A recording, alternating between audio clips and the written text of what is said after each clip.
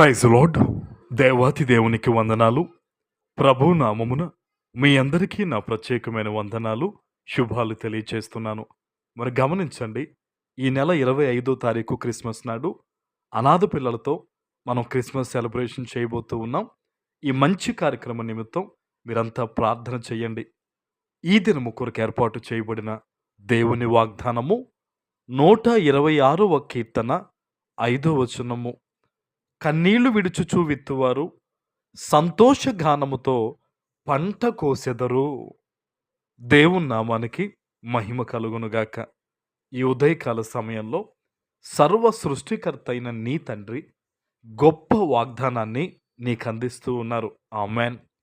నీ జీవితంలో నువ్వెప్పుడైతే కన్నీళ్లు విడుస్తావో, నువ్వెప్పుడైతే నీకు ఉన్న దాంట్లో మొదట దేవునికి ఇస్తూ ఉంటావో, నువ్వెప్పుడైతే మొదట దేవుణ్ణి వెతుకుతావో, ఆ కష్ట సమయంలో, నీకు సమయం లేనప్పుడు, నీ పనిపాటుల్లో, నీ ఉద్యోగంలో, నీ వ్యాపారంలో మొదట దేవుణ్ణి పట్టుకుంటావో, అన్ని విషయాల్లో కూడా నువ్వు ఆశీర్వదించబడ్డం అనేది నువ్వు చూస్తావు. ఆమెన్. ఈరోజు చాలామంది జీవితాల్లో వారి పనులకి, వారి ఉద్యోగాలకి, వారి వ్యాపారాలకి సమయం ఉంటుంది, కానీ దేవుని సన్నిధిలో ప్రార్థించడానికి, ముఖ్యంగా కన్నీటి ప్రార్థన చేయడానికి సమయం ఉండట్లేదు. అపవాది ఈరోజు నిన్ను ఆ రీతిగా వాడు మౌల్డ్ చేసేసాడు. ప్రియ దేవుని బిడ్డ, ఈరోజు నువ్వు ఎక్కడి నుంచి వాగ్దానం వింటున్నావో, ప్రభు చెప్తున్న మాట ఏంటో తెలుసా? నువ్వు కన్నీళ్లు విడుస్తూ దేవుని సన్నిధిలో ప్రార్థన చేయగలిగితే, ఎప్పటి నుంచో నీ ఇంట్లో జరిగిన అనేకమైన కార్యాలు ప్రభు చేయడానికి ఈరోజు సిద్ధంగా ఉన్నారు. ఆమెన్. ఒకవేళ మారు మనస్సులు లేని కుటుంబంగా నీ కుటుంబం ఉందా? ఆర్థికంగా దిగజారిపోయిన కుటుంబంగా నీ కుటుంబం ఉందా? మనశ్శాంతి కరువైపోయిన మనిషిగా ఈరోజు నువ్వు ఉన్నావా? నువ్వు ఎటువంటి పరిస్థితుల్లో ఉండి ఈరోజు ఈ వాగ్దానాన్ని వింటున్నావో, దేవుడు చెప్తూ ఉన్నాడు, కన్నీళ్లు విడువు, దేవుని సన్నిధిలో భారము కలిగి ప్రార్థన చేయి.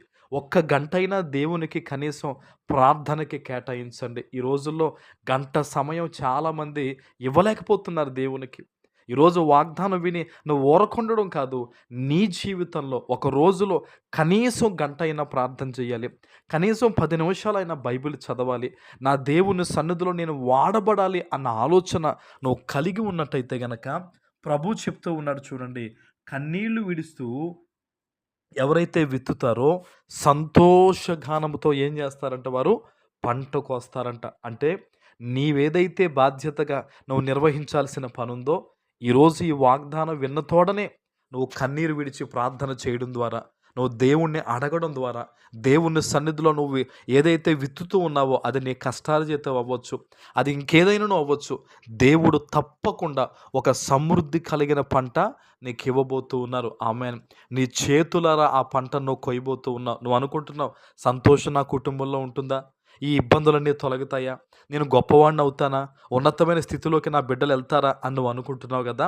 గొప్ప పంట నువ్వే కొయ్యబోతున్నావు. అదే ప్రభు చెప్తున్నాడు, సంతోషగానముతో ఏం చేస్తారంట? పంట కోస్తారట.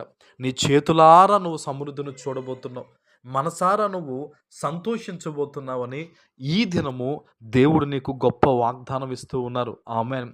నిర్లక్ష్యం చేయొద్దు.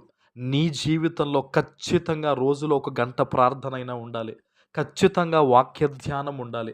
నువ్వు ఎప్పుడైతే దేవుని మీద అటువంటి భయభక్తులు కలిగిన ప్రవర్తనను చూపిస్తావో, నడుస్తూ ఉంటావో, నువ్వు గొప్ప సమృద్ధి నీ చేతులతో నువ్వు కొయ్యబోతూ ఉన్నావు. అట్టి కృప నీకు కలుగునుగాక. ఆమెన్. ప్రార్థన చేసుకుందాం. పరిశుద్ధుడా, ప్రేమ కలిగిన తండ్రి, మీకు వందనాలు.